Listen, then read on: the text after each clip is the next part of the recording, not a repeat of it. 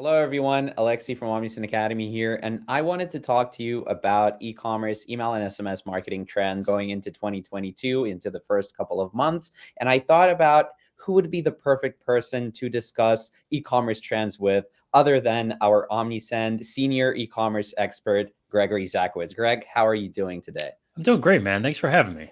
It's All going to be right, fun. wonderful. Yep. Are you excited? Are you ready to talk about some of your predictions and some of your opinions about e-commerce right now, the state of it?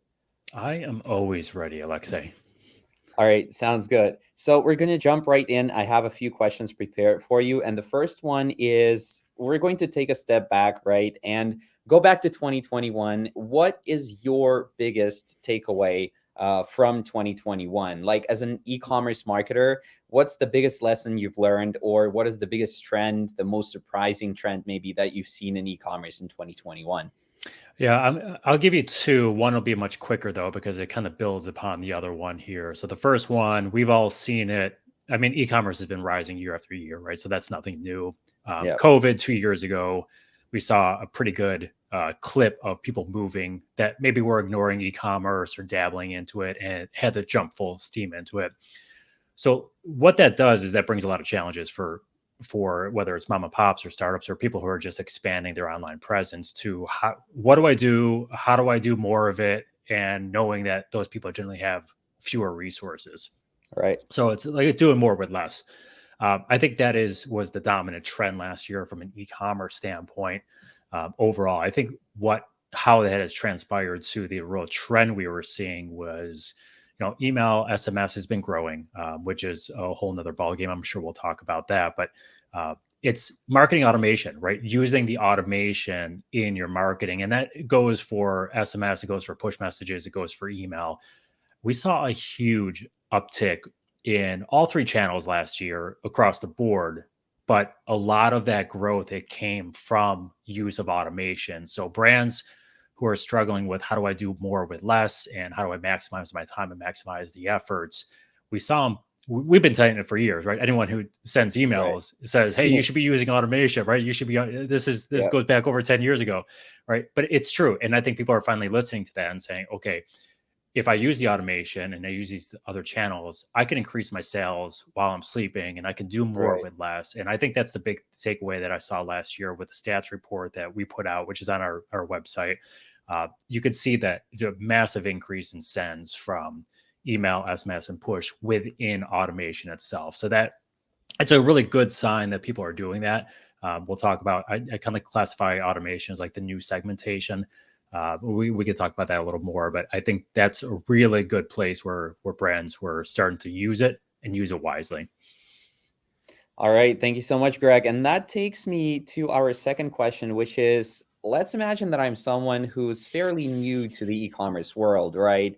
And I am just now getting into email and SMS marketing. What would be your number one, or, a few top tips for me to get started quicker? Like the number one, two, three things that I could do for maximum gains. What would that be, automation or something else?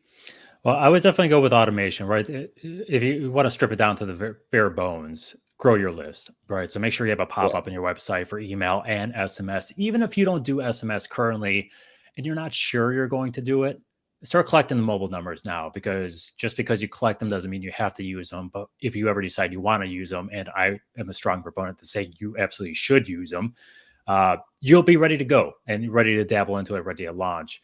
So that would be one, right? Make sure you're always growing your Right. list. But beyond that, automations, I just spoke about it. It's going to be really important here.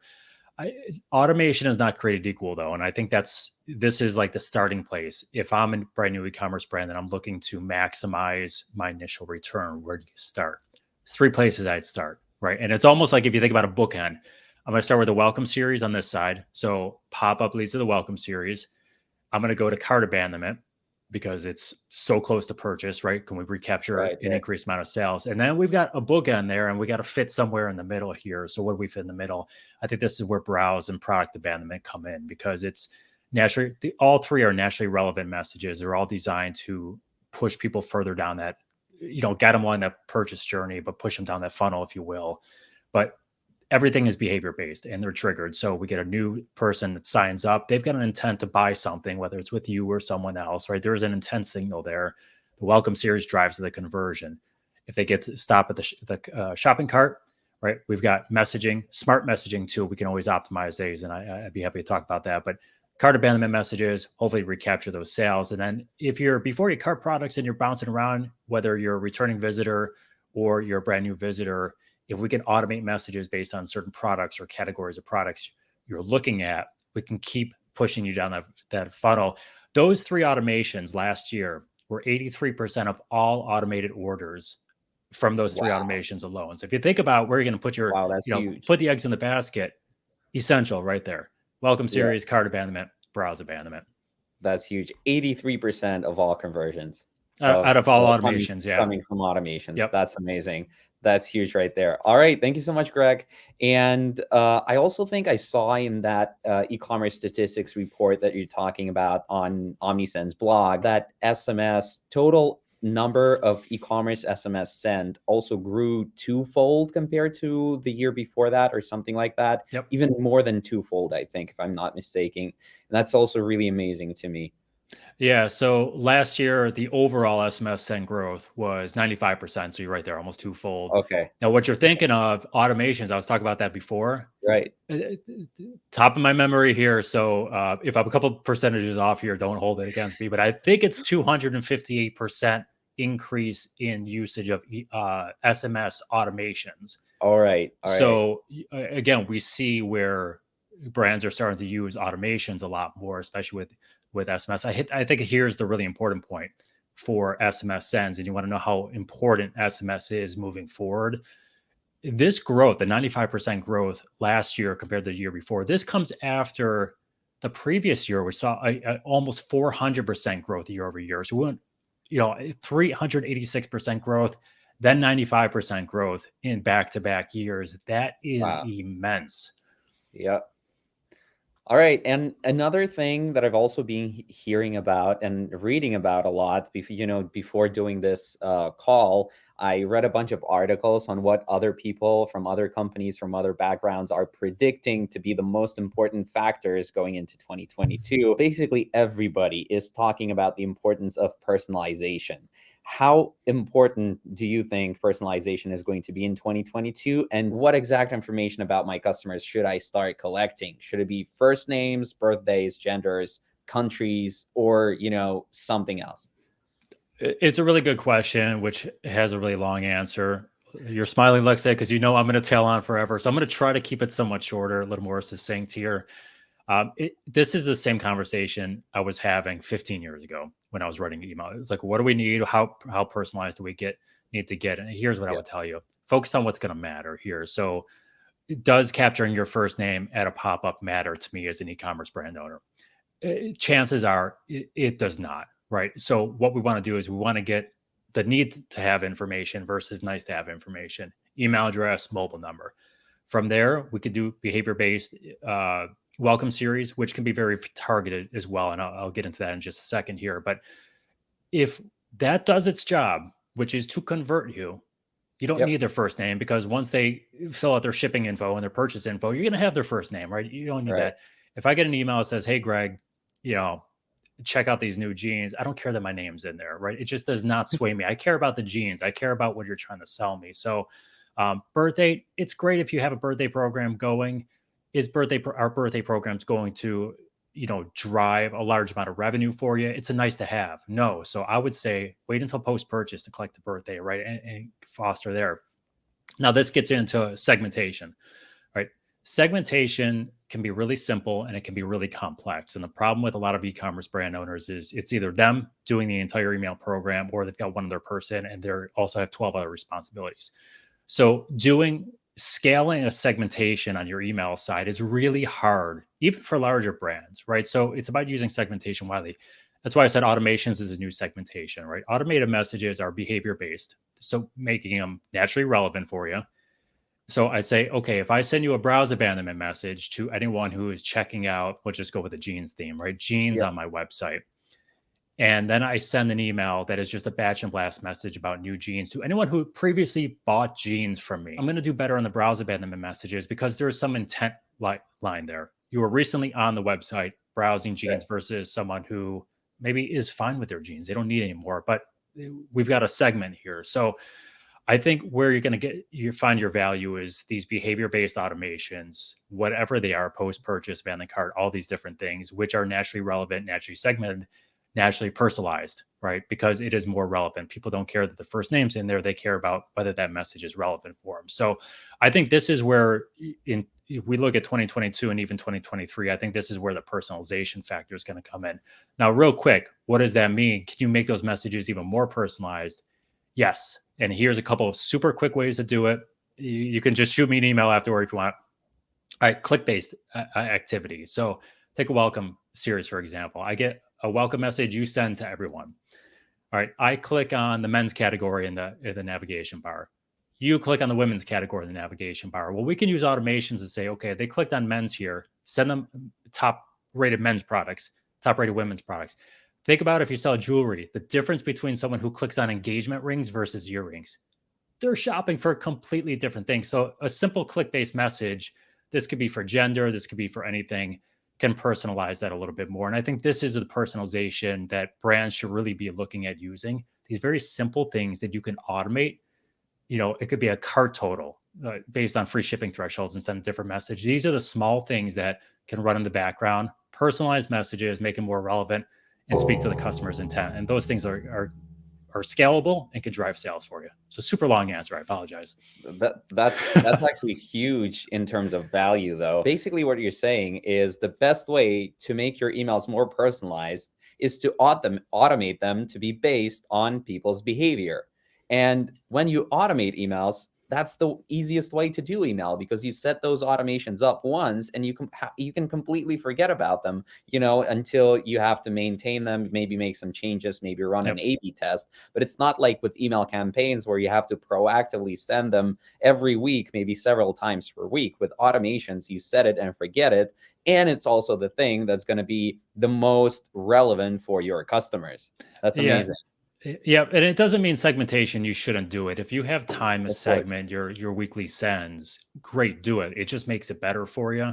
But the reality is, most companies do not have the ability to just do that, right? Because you segment 5 ways means you need 5 images and 5 creatives and 5 schedules, right? So it becomes harder. If you could do it, absolutely. But this is the other way around.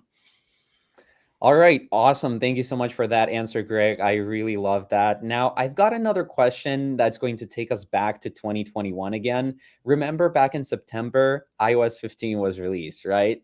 So what I want to hear is it still relevant today? Does it still have an impact on the way we do things as marketers in 2022, as e-commerce marketers?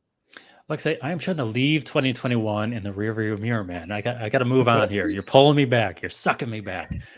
Yeah, I think it is relevant still, right? So we saw it was a very limited scope because it was released in September, mid-September. It takes a while for adoption, all those things. We did see, and I made a call out in the stats report for this, but we did see that open rates from the time it was released through the year end increased 45% over historical comparisons.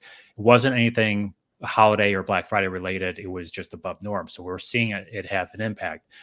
Now, here's the thing. I was never a huge proponent of using open rates as a gold star metric anyways. I used to tell my clients when I was consulting, like, don't compare it to other things, like compare it against yourself, right? It's just one of these things here. I think the biggest thing is recognizing that, your open rates, if you have everything merged together, are going to be naturally inflated, right? So don't use it as kind of that gold standard. Now we have the tools now where we can start segmenting our iOS opens versus other opens. So you get a little more of an apples to apples, and you can make that a better judgment for yourself for saying, okay, my iOS opens are, let's just make a number here, 80%. Everyone else is around 12%. Okay, well, let's just assume that 80 is maybe 12 then, and look for those trends and where you're going there. So I think it does. I think brands need to just have a general awareness that, they're going to be naturally inflated. Now, what do we do with them? And I don't think it's anything to really jump off a cliff for or to like pull your hair out over.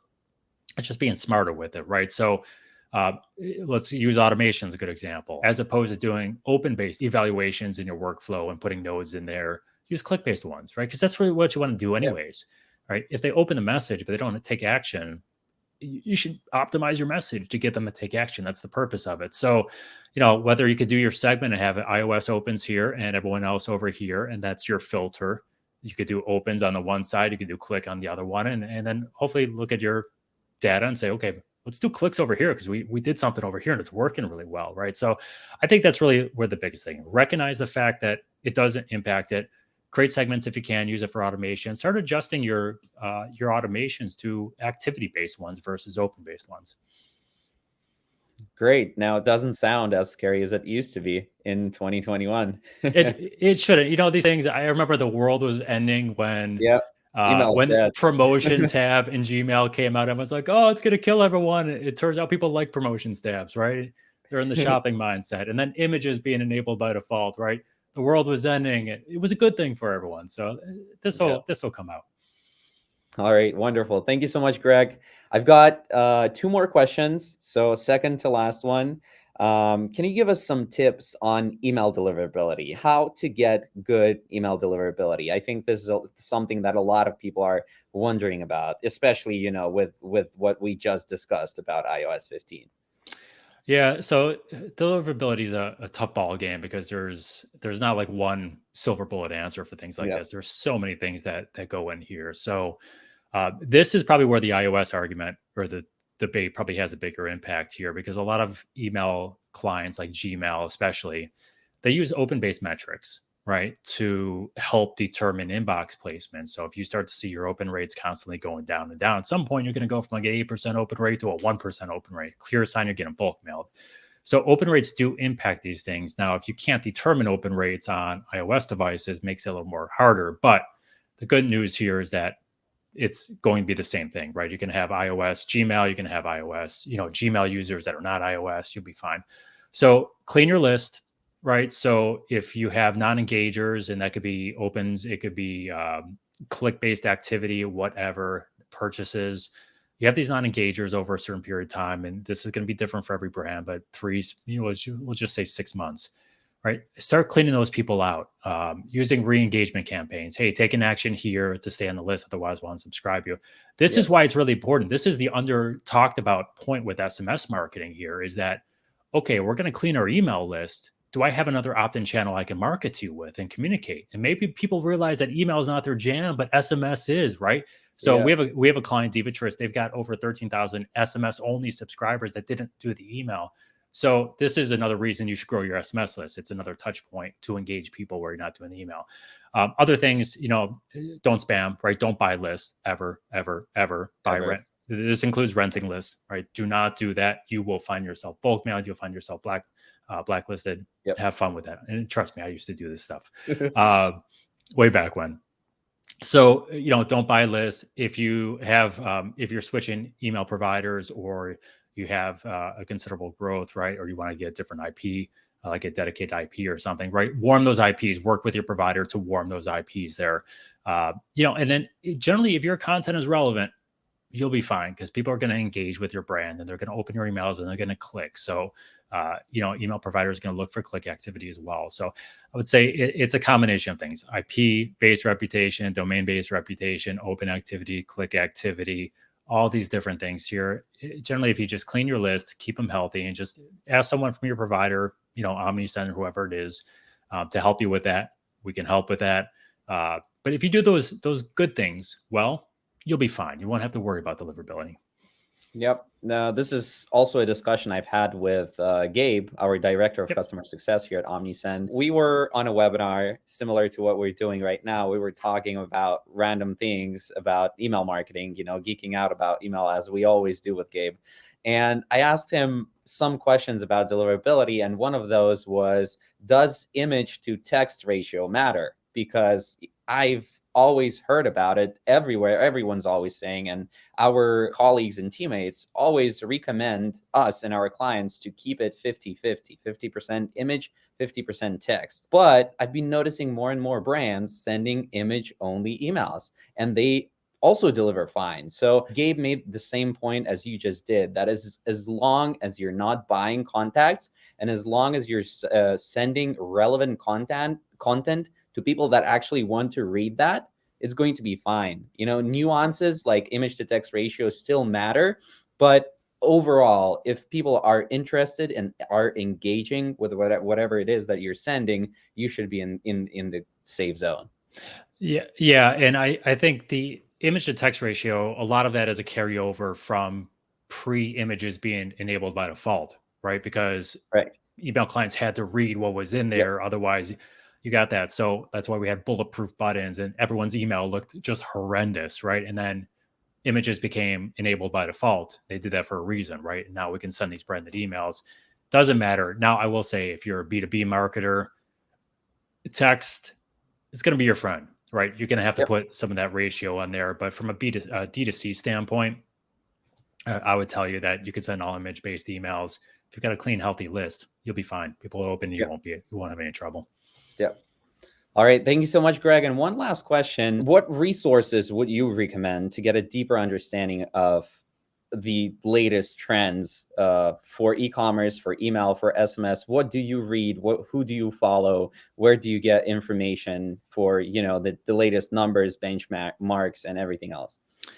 Yeah, really good question. One I should probably prepare a better answer for. There's another question I'm not going to tell you because you'll hit me with it, that I get asked all the time, and I'm like, I still don't know the answer to this thing, right?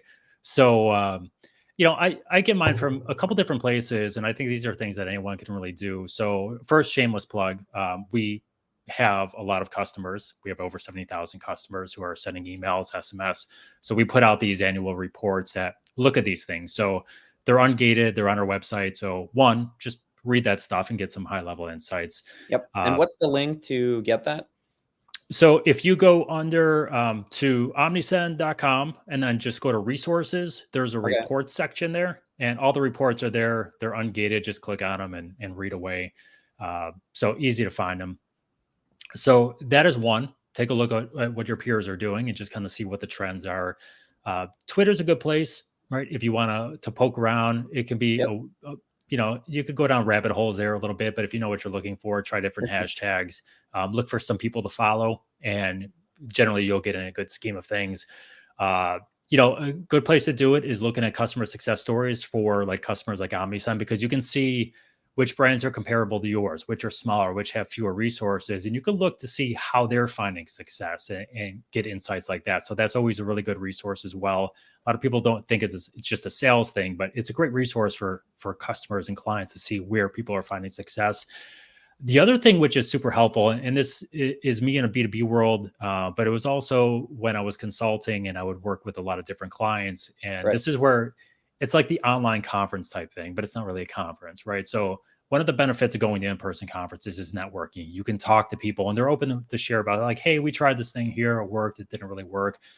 I try to do these quarterly things with my peers, right? We just try to pick a day for an hour and a half phone call. We get on a webinar or whatever, but it's just maybe Yep. 10 of us or 8 of us, whoever can show up, shows up.